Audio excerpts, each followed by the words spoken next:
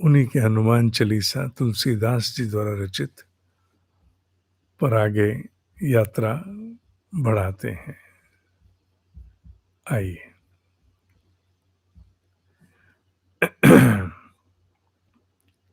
यूं तो सबको स्मरण है, पर फिर भी एक बार सामने रख लेते हैं। श्री गुरु चरण सरोज रज, निज मन मुकुर सुधार। बरनउँ रघुबर बिमल जसु, जो दायक फल चार। बुद्धिहीन तनु जानिके, सुमिरो पवन कुमार। बल बुद्धि विद्या देहु मही, हरहु कलेस विकार। जय हनुमान ज्ञान गुण सागर, जय कपीस तिहुँ लोक उजागर। रामदूत अतुलित बल धामा, अंजनी पुत्र पवन सुत नामा। महावीर विक्रम बजरंगी, कुमति निवार सुमति के संगी। कंचन बरन विराज सुबेसा, कानन कुंडल कुंचित केशा। कंचन बरन विराज सुबेसा, कानन कुंडल कुंचित केशा। कंचन सुनहरा। ध्यान आया। सुनहरा, झिलमिलाता, जगमगाता, दिव्य, ज्योतिर्मय, अलौकिक प्रकाश। सुनहरा। कंचन बरन विराज सुबेसा, ये रंग आप में प्रतिष्ठित है। बहुत सुंदर वेश है। सुबेसा, सुवेश, वेश जो हम पहनावा होता है, हम जो जैसा दिखते हैं, प्रतीति जैसी हमारी होती है, अपीयरेंस। तो सुनहरा स्वरूप आपका, सुनहरे रंग का स्वरूप आपका स्थापित है, और जो बहुत सुंदर वेश है।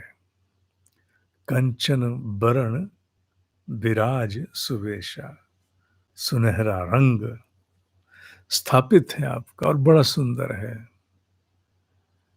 अब ये जब मैंने जैसे ही कहा तो सूर्य का भाव आ गया होगा। सुनहरा, झिलमिलाता, जगमगाता, दिव्य, ज्योतिर्मयी, अलौकिक प्रकाश। ब्रह्म तेज, ब्रह्म तेज का प्रकाश। तो ब्रह्म तेज एक प्रकार से उनका स्वरूप बताया गया है। और नीचे जो शब्द हैं वो थोड़े ऐसे शब्द हैं जिनके विषय में साधारण भाव तो है। कानन कुंडल कुंचित केशा, कानों में कुंडल पहने हैं आपने और आपके बाल घुंघराले हैं, केशा है ना। तो ये तो शरीर की आकृति हो गई।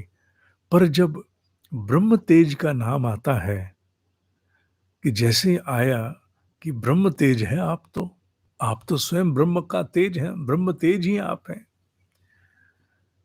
और जैसे ही कहा ब्रह्म तेज आप है, तो फिर भाव आगे अब ले जाने पड़ेंगे। आइए। कानन शब्द का तात्पर्य है ब्रह्मा जी का मुख। हाँ, कान भी है। ब्रह्मा जी का मुख क्या है? वेद। वेद ही ब्रह्मा जी का मुख है। कुंडल कहते हैं मंडलाकार को, मंडल को, एक पूरी परिधि को, अखंड मंडलाकारम, अर्थात आप ज्ञान का मंडल हैं, समूचा अखंड मंडल हैं आप। कुंचित का तात्पर्य है घुमावदार, क्योंकि उसमें अनेक प्रकार के वेदों में अभिव्यक्त बहुत सारी विवरण हैं, गुह्य विवरण हैं, अनेक प्रकार के यज्ञ हैं, अनेक प्रकार की स्तुति इत्यादि। वो भी देव स्तुति तो नहीं कहेंगे, पर हाँ देव भी कह सकते हैं उन्हें, क्योंकि वेद में देव शब्द को अलग स्वरूप में भी लिया है। तो विवरण अरण्य को तक जाता है, उपनिषदों तक जाता है। और केशा शब्द का अर्थ है छंद। वेद जिस स्वरूप में लिखे गए उसे छंद कहा गया, जिसे अंग्रेजी में मीटर कहते हैं। जिस स्वरूप में लिखे गए वो छंद है। और ये बात विशेष रूप से मैंने इसलिए कही जिससे किसी को ये ना लगे कहाँ से छंद लिखा। छंदोनुशासन नाम से एक रचना हुई थी, एक बहुत बड़े ज्ञानी हुए संस्कृत भाषा के, हेमचंद्र, जिनका जीवन काल 1088 से 1173 तक रहा। आप कह सकते हो लगभग 1100-1200 वर्ष पूर्व, लगभग आदि गुरु शंकराचार्य जी के निकट, बिल्कुल तो नहीं पर निकट कह सकते हो। उन्होंने छंदोनुशासन में केशा शब्द को छंद कहा है। ये वेद के छंद को केश कहा जाता है।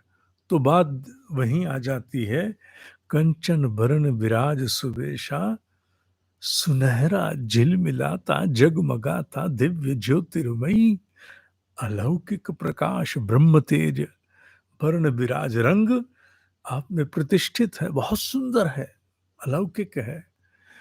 और ये ब्रह्म तेज ही ज्ञान का मंडल है। ब्रह्मा जी का मुख अर्थात वेद है ये, आपका प्रकाश ही वेद है। वो ज्ञान का मंडल है, आपका प्रकाश। आभा मंडल आता है ना, आभा मंडल, तो ये आपका आभा मंडल, ये वेदों का ज्ञान है, ये ज्ञान का प्रसार है ये। और इसमें सारी जितनी भी गुह्यता है वो छंद रूप में अभिव्यक्त है। कानन कुंडल कुंचित केशा, और सरल रूप में कहें तो सरल रूप में तो उनके मुखाकृति का वर्णन है कि कानों में कुंडल हैं, घुंघराले आपके बाल हैं।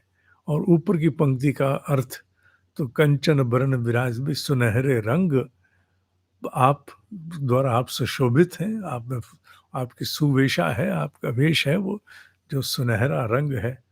तो सरल स्वरूप में वो है, पर अन्यथा अगर गुह्यता में जाएं, गहरे भाव में जाएं, तो अब पता लगता है ना कि हनुमत सत्ता क्या है।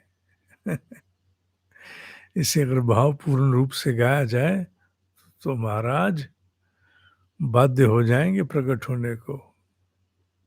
क्यों? क्योंकि भाव से ऊपर कौन है? कोई नहीं है। 24 अक्षरों की 24 तरंगों पर आधारित यह मंडल, अखंड मंडल, अभिव्यक्त सृष्टि, अव्यक्त नहीं कह रहा मैं, अभिव्यक्त, अभिव्यक्त सृष्टि का आधार 24 तरंगे, जिसका हम स्मरण करते हैं, पावनता का गंगा दशहरा के स्वरूप में भी अनुभव करते हैं। प्राचीन भारतीय मनीषा के 3 आधार, गंगा, गौ, गायत्री। आपको बहुत मंगल कामनाएं। आज के लिए इतना ही। ओम ही सत्य है, ओम ही सत्य है, ओम ही सत्य है।